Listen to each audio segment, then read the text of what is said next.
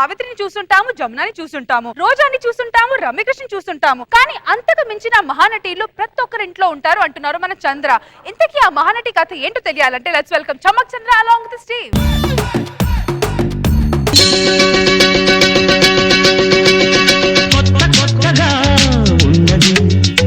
స్వర్గమిక్కడే అన్నది కోటి తారలే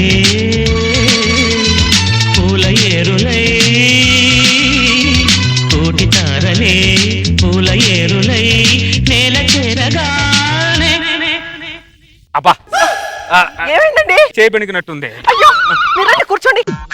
ఇంటో చూసుకునేదే లేదా మీరు? అంత కంగారు పడకే, ఏం కాలేదు. ప్రేమే మాకు కాళ్ళు చేతులు విరిగిపోయినా మేము తట్టుకుంటాం, కానీ మీ కాళ్ళకి చిన్న ముళ్ళు కుచ్చుకున్నా నేను తట్టుకోలేనండి.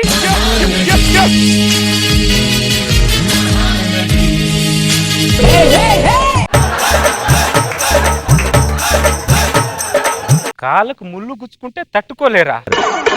అసలు గుండెలో గుణపం గుచ్చేదే మీరు కదని. ప్రపంచంలో మీకన్నా పెద్ద ముళ్ళు ఇంకేమైనా ఉంటదానే? ఉంటదానే అని అడుగుతున్నా. ఇదిగోండి మీకోసం వేడి వేడిగా జీడిపప్పు ఉప్మా చేశాను, తినండి. సరే, ఇంత మొత్తం నా కోసం వేసుకోవచ్చు, నీకోసం ఏమైనా ఉందా లేదా? మీ కడుపు నిండితే నా కడుపు నిండినట్లే. నా కడుపు నిండితే నీ కడుపు నిండినట్ట. మేము తిండి కోసం బతకట్లేదండి, నా మొగుడు కోసం బతుకుతున్నా నేను.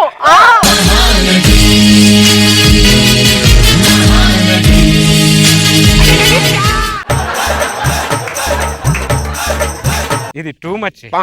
వంట రూమ్ లో కావాల్సిందా పక్కన పెట్టుకుంటారు, మిగిలినంతా మన చేతిలో పడేస్తారు. బయటకు వచ్చేమో మొగుడు కోసమే త్యాగం చేసినట్టు పెద్ద బిల్డప్ ఇస్తుంటారు.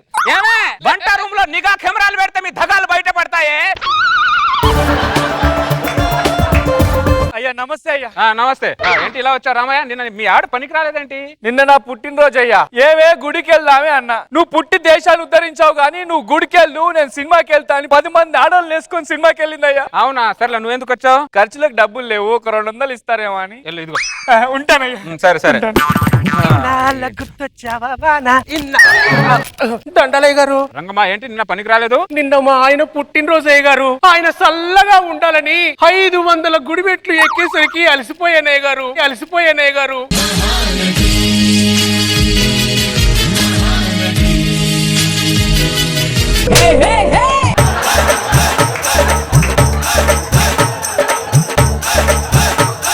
వాళ్ళ ఆయన వచ్చి ఏం చెప్పాడు, తర్వాత ఇది వచ్చి ఏం చెప్పింది? మగాళ్ళు అబద్ధాలు చెప్తారండి. మేడం మీకు దండం పెడతాం, నటించండి, కానీ నటరాజే కంగారు పడేలా నటించకండి. ఏమండి, నాకు ఒక 5,000 డబ్బు కావాలండి. 5,000 కావాలా? ఎందుకు? బ్యూటీ పార్లర్ కి వెళ్దామని. బ్యూటీ గారు ఏం లేదు, లోపలికి వెళ్ళి ముందు. ఏమండి, నేను బ్యూటీ పార్లర్ కు నా కోసం వెళ్ళట్లేదు, మీకోసమే వెళ్తున్నాను. నా కోసం వెళ్తున్నావా? పలానా దేవిశ్రీ ప్రసాద్ భార్య అందంగా తయారైందంటే ఎవరికి గౌరవం? నువ్వు అందంగా ఉంటే నాకు గౌరవమా? మరి కాదా? మేము ఎలాగో మీరు మాతో కాపురం చేస్తారా లేదా? చేయక చేస్తామా? అది మరి మా ఆడాలకు అందం అంటే మోజు లేదు, అందంగా ఉండాలన్న ఫోజు లేదు. మా ఆడాలందరూ మొగాల గౌరవాన్ని కాపాడడం కోసమే బ్యూటీ పార్లర్కి వెళ్తాం తెలుసా? ఈ చిన్న విషయాన్ని మీ మగాళ్ళందరూ ఎందుకు అర్థం చేసుకోరో మాకైతే అర్థం కాదు. మీరు కొత్త కొత్త విషయం చేస్తే మాకేం అర్థమైంది? అన్ని అర్థం చేసుకోవాలండి. ఇప్పుడు రోజా గారు రోజు అందంగా తయారై అక్కడ ఆవిడ కోసం కూర్చుంటున్నారు అనుకుంటున్నారా? జబర్దస్త్ గౌరవాన్ని పెంచడం కోసం కూర్చుంటున్నారు, పక్కనే ఉన్న నాగబాబు గారి గౌరవాన్ని పెంచడం కోసం కూర్చుంటున్నారు. అంతేనా రోజా గారు?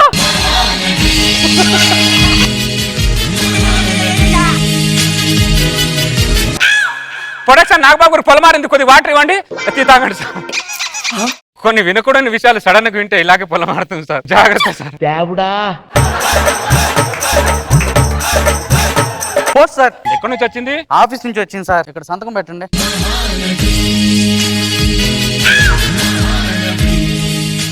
మీ ఆవిడనా? అవును సార్. ఈ రింగ్ టోన్ పెట్టుకున్నావు ఏంటి మరి? జీవితంలో ఓడిపోయిన చాలా మంది మగాళ్ళు ఈ మధ్య ఈ రింగ్ టోన్ పట్టుకుని తిరుగుతున్నారు సార్. ఒక్క నిమిషం. హలో, ఏంటి చెప్పు. ఇడ్లీ కావాలా? తీసుకొస్తాను. ఇడ్లీ వద్దు, దోశ కావాలా? సరే. ఏంటి చెప్పు. దోశ కూడా వద్దు, పూరి కావాలా? పూరి తీసుకొస్తా. అరవట్లేదే, నవ్వుతున్నా చూడు.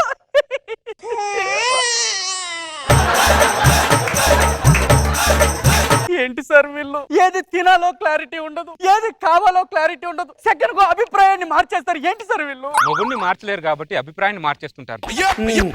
చెప్పారు సార్. నిన్నే సార్ నెలకు సరిపడా సరుకులు తీసుకొచ్చాను సార్, వండుకొని తినొచ్చు కదా సార్. డ్యూటీలో ఉన్నాను సార్, అటు ప్రభుత్వానికి పనిచేసి ఇటు పిల్లానికి పనిచేసి ఏంటో ఏంటో నా బతుకు. డ్యూటీ ఎగ్గొడితే జీతం కట్ చేస్తారు సార్, దీని పని ఎగ్గొడితే ఇది రాత్రి కట్ చేస్తారు సార్. అన్ని రకాలుగా ఒక మగాడే నలిగిపోవాలా సార్?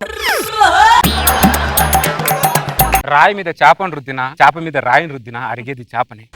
బెల్లం రాయి లాంటిది, మగుడు చేప లాంటోడు. అరిగేది మనమే, కరిగేది మనమే, చివరికి పులుసయ్యేది మనమే, పులుసయ్యేది మనమే. సార్ సార్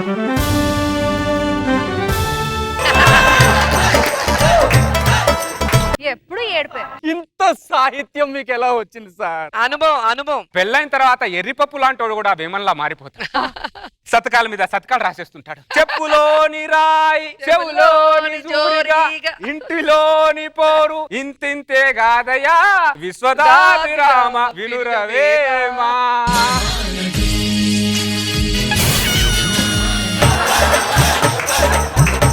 మీ ఆవిడ నీకు మళ్ళీ ఫోన్ చేసిందిరా రామా, టిఫిన్ తీసుకుని త్వరగా వెళ్ళరా మామా. వస్త్రాన్ని దారిలో ఉన్న వస్త్రాలు. అమ్మాయి అల్లుడు బాగున్నావా అల్లుడు? బావునా, తను ఏంటి సడన్ గా వచ్చావు? ఎందుకు వచ్చానంటే అల్లుడు రాత్రి నువ్వు కల్లోకి వచ్చావు అల్లుడు. నేను కల్లోకి వచ్చానా? ఆ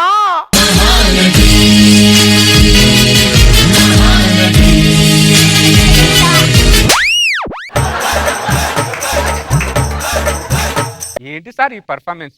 ఎవరు తగ్గట్లేదు సార్, ఒకరికి మించి ఒకరు చేస్తున్నారు సార్. సార్ మనది గుప్పెడంత గుండె సార్, వీళ్ళ పర్ఫార్మెన్స్ తో ముప్పెడు దాడి చేస్తే మనం ఎలా తట్టుకోవాలి సార్? మేము కోకోనట్ ఛానల్ నుంచి వచ్చాం. మగవాళ్ళ మీద మీ అభిప్రాయం ఏంటో చెప్తారా? నేను 100 మాటలు చెప్పనండి. పెళ్ళయిన తర్వాత నా మొగుడిని సంఖ్లో ఎక్కించి చందమామ చూపిస్తూ గోరుముద్దలు తినిపిస్తూ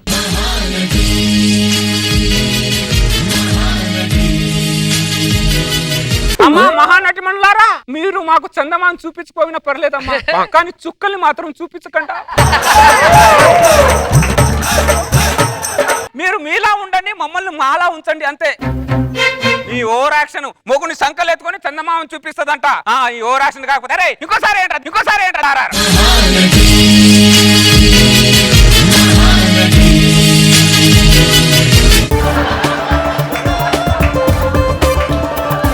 ఏంటమ్మా సడన్ గా వచ్చావు? రానంటనే మన ఊరికి వచ్చిన కూతుళ్ళు అల్లుళ్ళు కారులో వస్తున్నారు. నా కూతురు మాత్రం రావటం లేదు. నాకు ఉండదటనే నా కూతురు కారులో రావాలని చెప్పి. ఆయన కారు కొనలే అమ్మా. అడిగితే ఎవ్వరు కొనరే.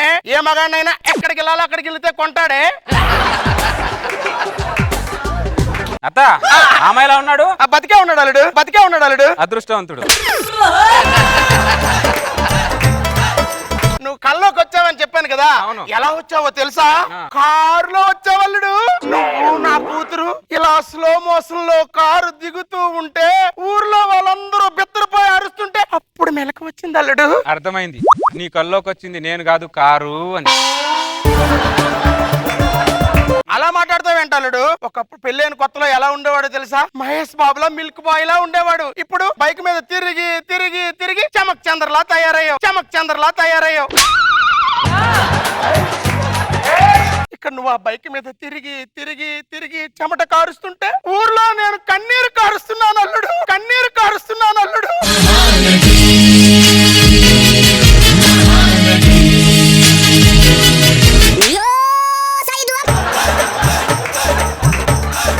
మా ఆయన రోజు బైక్ మీద ఆఫీస్కి వెళ్తూ ఉంటే ఆ కాలుష్యానికి మా ఆయన ఆరోగ్యం ఎంత పాడైపోతుందో అని ఒక మూలను కూర్చొని రోజు కొమిలి ఏడుస్తాను తెలుసా నేను.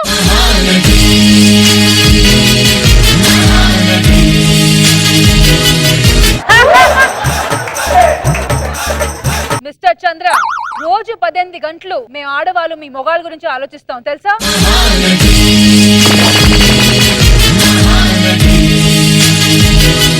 18 గంటలు ఏంటి రష్మి? ఆ పడుకున్న 6 గంటలు కూడా వాళ్ళ గురించే కదా మనం ఆలోచిస్తాం.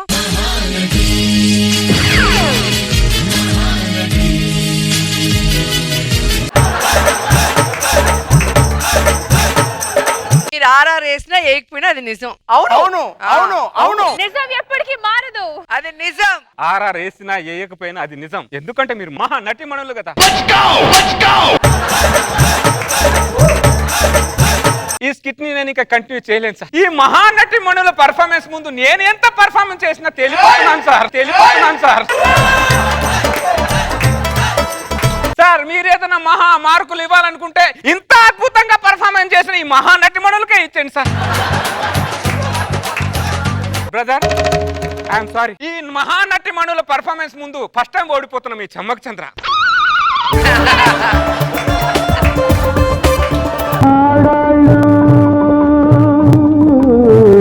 నీకు జోహార్లు ఓపిక ఒద్దిక నీ పేర్లు మీరు ఒకరికంటే ఒకరు గొప్పోళ్ళు.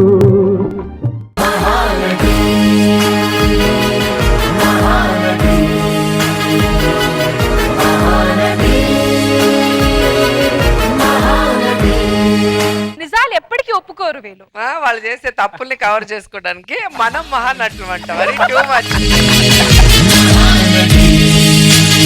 కానీ భలే కాన్సెప్ట్, భలే ఆర్ఆర్ పట్టుకున్నావు చంద్ర. స్టార్టింగ్ ఆర్ఆర్ పడగానే వినోద్ గారి మీద ఇక అర్థమైపోయింది ఎక్కడికో వెళ్ళిపోయింది స్కిట్ అని. Very nice, very nice. Thank you Roja garu. Nagababu sir నిజంగా సార్ నా కాబోయే హస్బెండ్ కోసం ఇప్పుడే నా గుండెల్లో గుడి కట్టుకున్నాను సార్.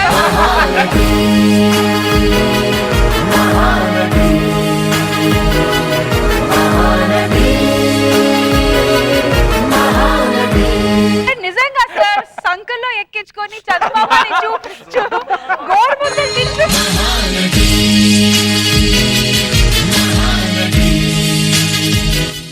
తను కూడా ఇక్కడే పక్కనే చైర్ పెట్టించుకొని కూర్చొని కళ్ళు ముందు పెట్టుకుంటాను సార్ ఎప్పటికీ.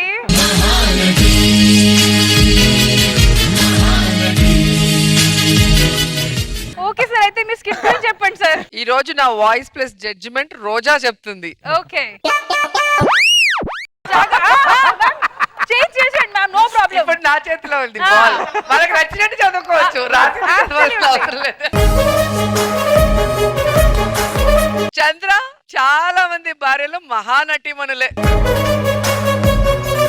కిట్లో ఉన్న అన్ని విషయాలు జీవిత సత్యాలే. పెళ్ళాం రాయి, మొగుడు చేప. ఖచ్చితంగా ఆ మొగుడు పులుసే.